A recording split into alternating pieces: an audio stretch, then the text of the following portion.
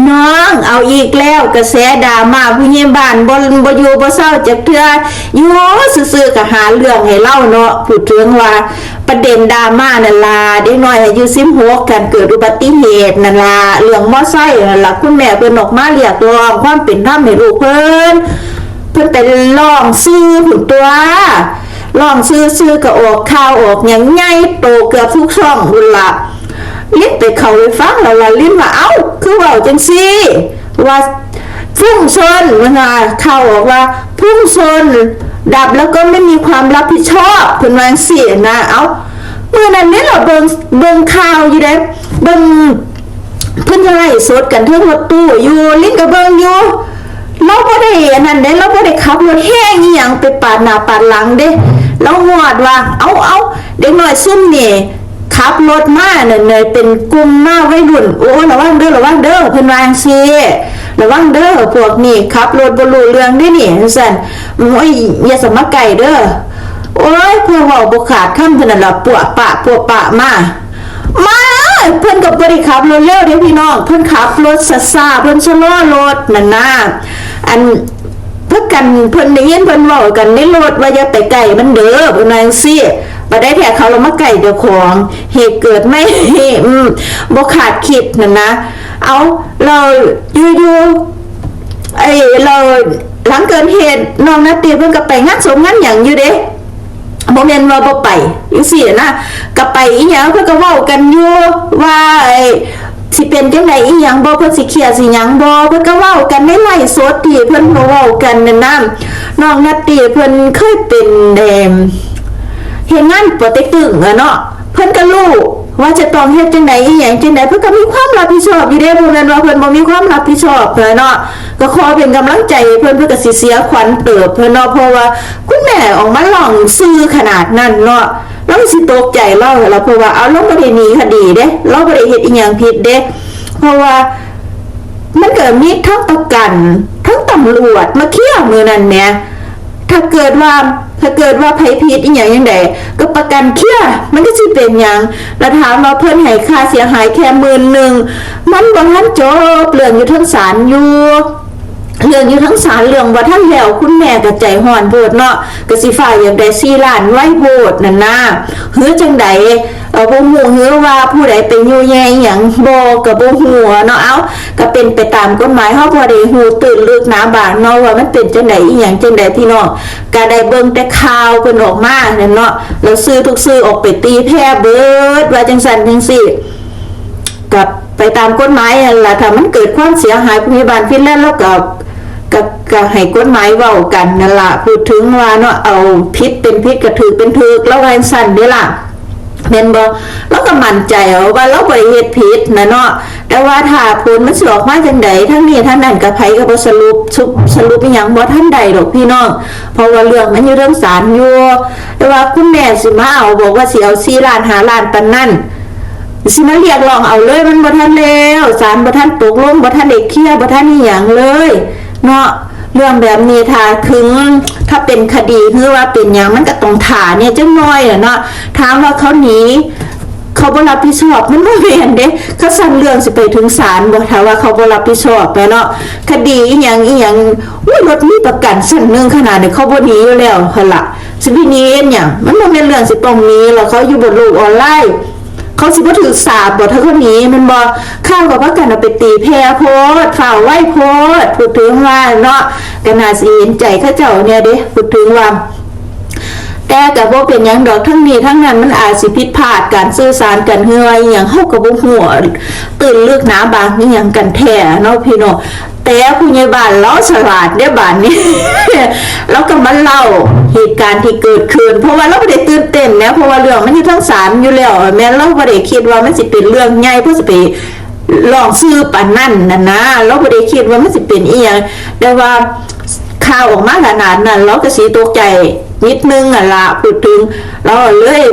มาพลิกวิกฤตให้เป็นโอกาสซะเมื่อวานนี้ไล่สดคนเข้าไปเบิ่งตั้ง 20,000 กว่าเพิ่นเลยขายสินค้าเพิ่นผู้ใด สี่ละคนสลาดยังว่าอีหยังขึ้นมาแล้วก็ได้เงินเขาโอ้ย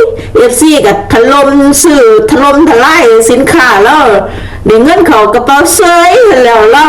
ผู้ใดสิมาแบบใดแล้วก็พลิกวิกฤตเป็นโอกาสเหมือนมีละคนฉลาดหาเงินพี่น้องสมพ่อเรารวยล่ะแล้วจังรวยแม่นบ่แล้วสิมาบอกว่าจังสั่นจังสี่บ่ได้เด้ปากแล้วนี่ปากหารวยปากหาเงินสมองนี่เราปานลิงให้กว่าลิงอ่ะเร็วให้กว่ายังปากกับสมองเรานี่ไวแฮงคิดปั๊บว้ายสมแล้วรวยอีหลีหาตัวจับยากอีหลีปานนั้นบางคนก็สิว่าปากหันสมแจเอาก็สมแจหาเงินเนาะนี่ล่ะปากเศรษฐีพี่น้องแม่นบ่บางคนก็เว้าแวบอยู่ก็บ่ได้เด้พูดถึงว่าอันนี้เราเว้าบาทได้เราได้เงินบาทนั่นโอ้ยก็เห็นเราเว้าโลดอยู่ล่ะเราเว้าเท่าใดเราก็เฮงรวยเนาะเฮงคักตัวขยันเท่าใดได้เท่านั้นเดี๋ยวล่ะแต่ว่าลิ้นได้ยินข่าวมาอีกเด้พี่น้องลิ้นได้ยินข่าวมาด่ามาอีกเด้ว่าอันอดีตพ่อตาน่ะเนาะ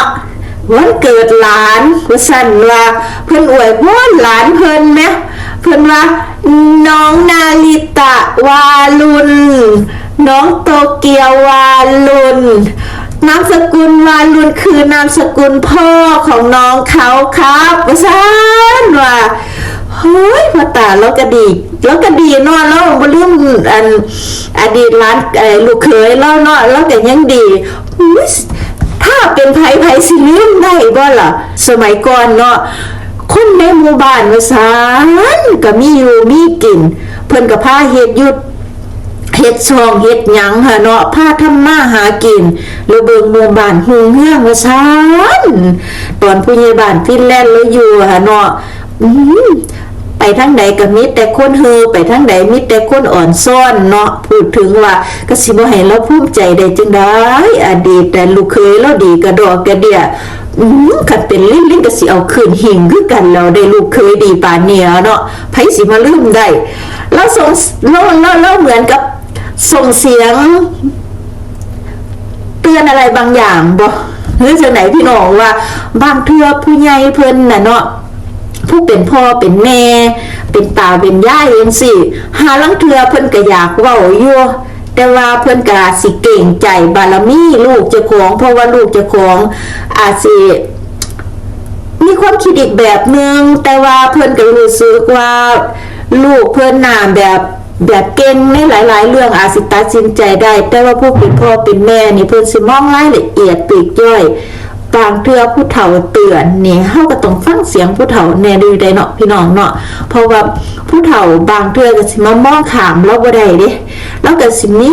เห็นอีหยังมาหลายกว่าเฮาก็ได้ถึงว่าสิบ่เชื่อเราก็จับเอาคำเว้าเล็กๆน้อยๆของเรานี่มาคิดแน่ก็ดีคือกันเด้แม่นบ่วะเพราะว่าเราว่าน้องนาลิตะวาลุนและน้องโตเกียววาลุนนามสกุลพ่อนั่นล่มสิหมายความว่าจังไดแล้วสิหมายความว่าน้องสองคนนี่ห้าม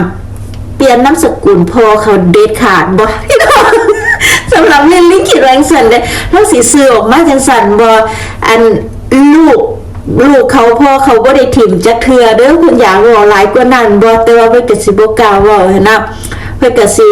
เพียงแต่ว่าส่งสัญญาณอะไรบางอย่างจังซี่เฮาก็บ่งัวเนาะเพียงแต่เป็นคำสงสัยเราซื่อๆนะ